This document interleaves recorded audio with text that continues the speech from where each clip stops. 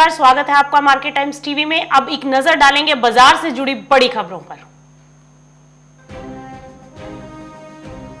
उद्योग कर रहा दलहन फसल पर आयात शुल्क में कमी करने की मांग।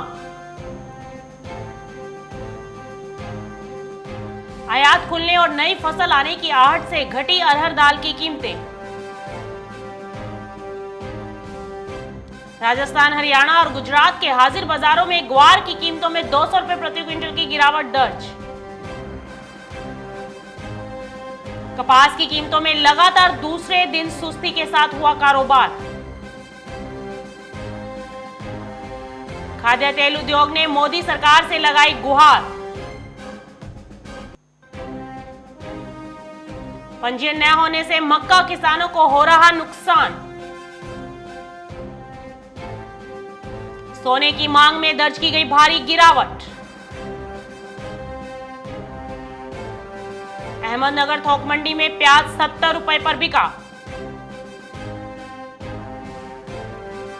कर्नाटक की मंडी में प्याज का जलवा जारी, कीमतों में आज भी देखने को मिला उछाल। सोयाबीन की कीमतों में कल की गिरावट के बाद आज लौटी खरीदारी।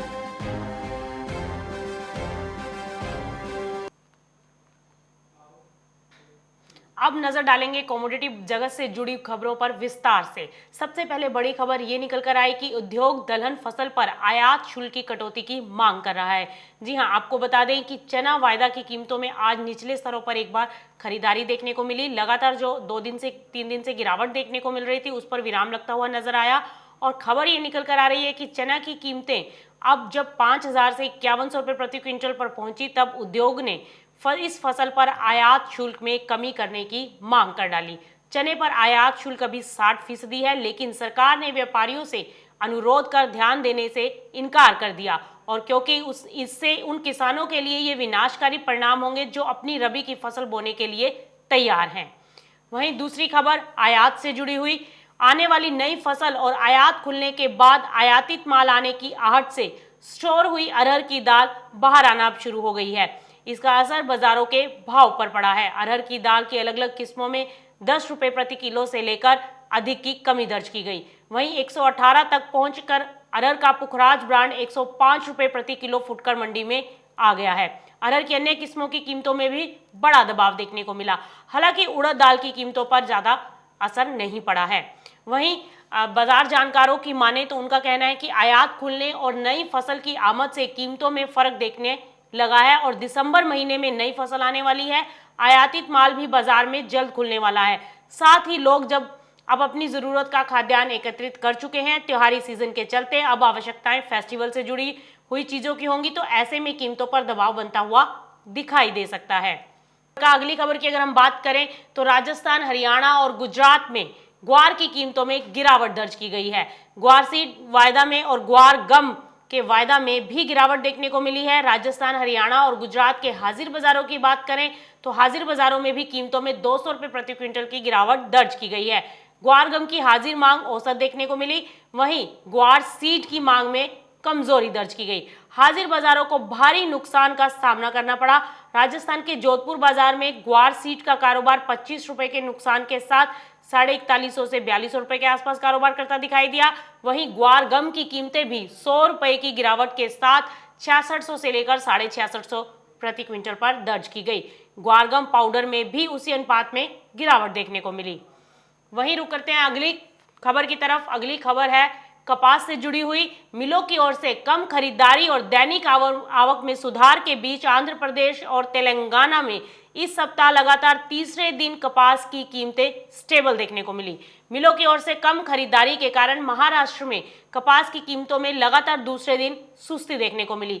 व्यापारियों का मानना है कि नई सप्लाई में नमी की मात्रा अधिक है, जिसके कारण महाराष्ट्र में भारतीय कपास निगम या राज्य एजेंसियों ने एमएसपी पर खरीद शुरू नहीं की है। मिलों की ओर से कम खरीदारी और दैनिक आवक में बढ़ोतरी के कारण मध्य प्रदेश में कपास की कीमतों में लगातार दूसरे दिन सुस्ती देखने को मिली। रुक करते हैं अगली खबर का, जो कि खाद्य तेलों से जुड़ी हुई है। Solvent extract association of India ने कहा है कि सरकार को घरेलू बाजार में खाद्य तेल के दाम नियंत्रित करने के प्रयास में सस्ते आयात को बढ़ावा देने का कोई कदम नहीं उठाना चाहिए। खाद्य तेल उद्योग के संगठन एक्सट्रैक्ट एसोसिएशन ऑफ इंडिया ने सरकार से खाद्य तेलों के आयात शुल्क में किसी तरह की छेड़छाड़ नहीं करने का आग्रह किया है। संगठन ने कहा है कि सरकार को घरेलू बाजार में खाद्य तेल के दाम नियंत्रित करने के प्रयास के चलते सस्ते आयात को बढ़ावा देने का कोई भी कदम नहीं उठाना चाहिए। इससे घरेलू स्तर पर तिलहन उत्पादन को प्रोत्साहन देने के प्रयास को नुकसान पहुंच सकता है। वहीं अगली खबर का रुख करते हैं जो कि मक्का किसानों से जुड़ी हुई है। पंजीयन न होने की वजह से मक्का किसानों को नुकसान झेलना पड़ रहा है। मध्य प्रदेश की आष्टा मंडी में भावांतर योजना या समर्थन मूल्य खरीदी के लिए इस बार प्रदेश सरकार ने किसानों का पंजीकरण नहीं कराया है, जबकि पिछले दिनों समर्थन मूल्य पर खरीदी के लिए ज्वार, बाजरा, धान का पंजीकरण किया गया था। समर्थन मूल्य पर मक्का का पंजीकरण न होने से व्यापारी खासा नाराज हैं और दूसरे व्यापारी इसका लाभ उठाते हुए भी नजर आ रहे हैं। किसान जो है वो सरकार से नाराज हैं, जबकि व्यापारी इसका लाभ उठाते हुए नजर आ रहे हैं। किसानों की माने तो बाजार में मंडी में मक्का जो कि 800 से 1200 रुपए के आसपास बिक रही है। किसानों को कम भाव मिलने से इसका काफी नुकसान उठाना पड़ रहा है, जबकि केंद्र सरकार ने प्रति क्विंटल मक्का का लागत मूल्य 1213 रुपए और समर्थन मूल्य 1850 रुपए तय किया गया है। इसके बावजूद बाजार में भाव कम मिल रहे हैं। स्थिति ऐसी है कि किसानों को अपना लागत मूल्य भी नहीं मिल पा रहा है। किसानों का कहना है कि मंडी व बाजार में भाव कम होने की वजह से अभी हम अपना मक्का बाजार में बेचेंगे नहीं, भाव में तेजी आने पर ही मक्का को बेचेंगे। हालांकि पिछले साल 1600 से लेकर 2000 रुपए प्रति क्विंटल पर मक्का बिकता हुआ दिखाई दिया था।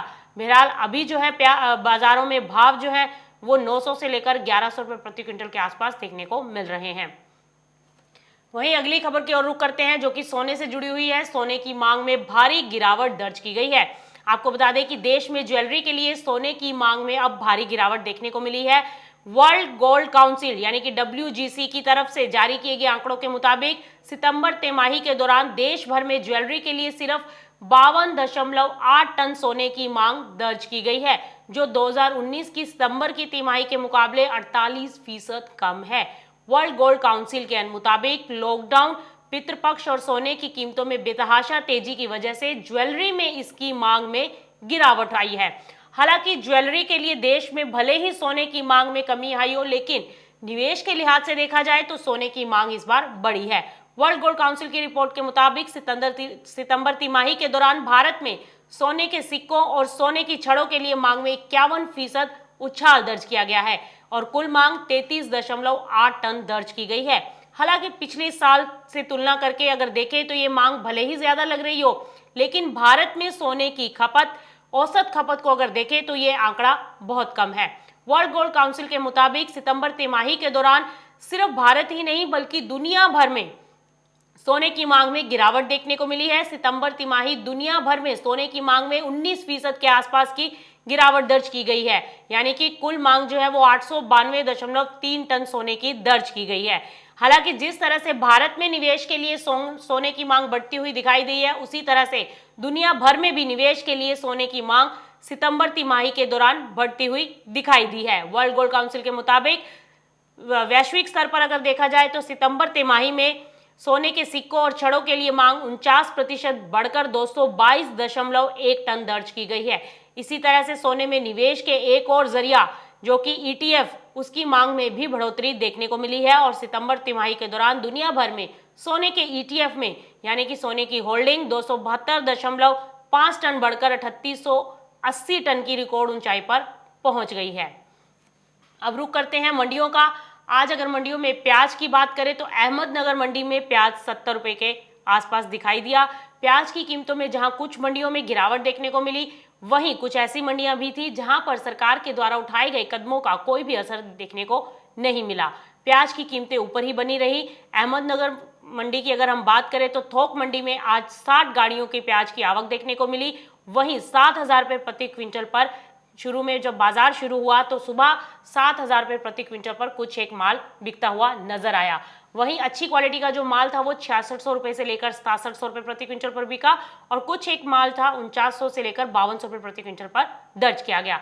वहीं अगर बात करें कर्नाटक की मंडी की तो कर्नाटक की मंडी के अंदर भी आज प्याज ने अपना जलवा बिखेरा और कर्नाटक की मंडी के अंदर भी आज प्याज के कारोबार में तेजी का रुख देखने को मिला। कर्नाटक की मंडियों में प्याज की पहली बोलियां 6500 रुपए से लेकर 7,000 रुपए के आसपास देखने को मिली, यानी कि 70 रुपये प्रति किलो के हिसाब से आज भी प्याज की बोली लगती हुई नजर आई। बड़ी क्वालिटी का प्याज 6000 से 6500 रुपये बिका कर्नाटक की मंडियों में, वहीं मीडियम क्वालिटी 5000 से 5500 रुपये प्रति क्विंटल पर बिकी, जबकि गोल्टा 4500 से लेकर 5000 रुपये के आसपास बिकती हुई नजर आई। कारोबारियों का ये कहना है कि फिलहाल प्याज में तब तक गिरावट नहीं आएगी जब तक नाफेड की तरफ से या विदेश से कोई बड़ी खेप नहीं आ जाती, तब तक प्याज की कीमतों में गिरावट के आसार कम हैं। सोयाबीन की कीमतों में कल गिरावट देखने को मिली थी, उसके बाद आज हल्का सा बाजार रिकवर करता हुआ नजर आया। आज हल्की सी खरीदारी देखने को मिली। कल की गिरावट के बाद आज बाजार थोड़े संभलते हुए नजर आए। वहीं अगर बात करें सादड़ी मंडी में, सोयाबीन की कोई भी क्वालिटी 4000 रुपये से नीचे नहीं बिकी, यानी कि 4000 रुपये मिनिमम आज भाव देखने को मिला। सोयाबीन के भाव की बात करें तो आज मंडियों में आज हल्की तेजी देखने को मिली। सोयाबीन जो अच्छी क्वालिटी का था, ठीक ठाक क्वालिटी थी, जिसकी वो 4097 रुपये प्रति क्विंटल पर बिका। वहीं जो थोड़ा सा दागी माल था वो 4100 और जो पिछले साल का माल था वो 4097 रुपये पर बिका, जबकि 4188 रुपये पर भी मंडी में कुछ माल दिखा जो कि 4148 रुपये प्रति क्विंटल पर बिका। आपको बता दें कि इस मंडी के अंदर जो सोयाबीन था उसका दाना काफ़ी छोटा था, फिर भी भाव 4000 रुपये के ऊपर बने रहे और 4100 से लेकर 4000 की रेंज के बीच में भाव आज देखने को मिले। 4150 रुपये तक ऊपर भाव जाता हुआ आज दिखाई दिया। रुकेंगे अब यहाँ पर एक छोटे से कमर्शियल ब्रेक के लिए। ब्रेक के बाद बात करेंगे कि आज कृषि फसलों में कहाँ कमाई के मौके देखने को मिल सकते हैं।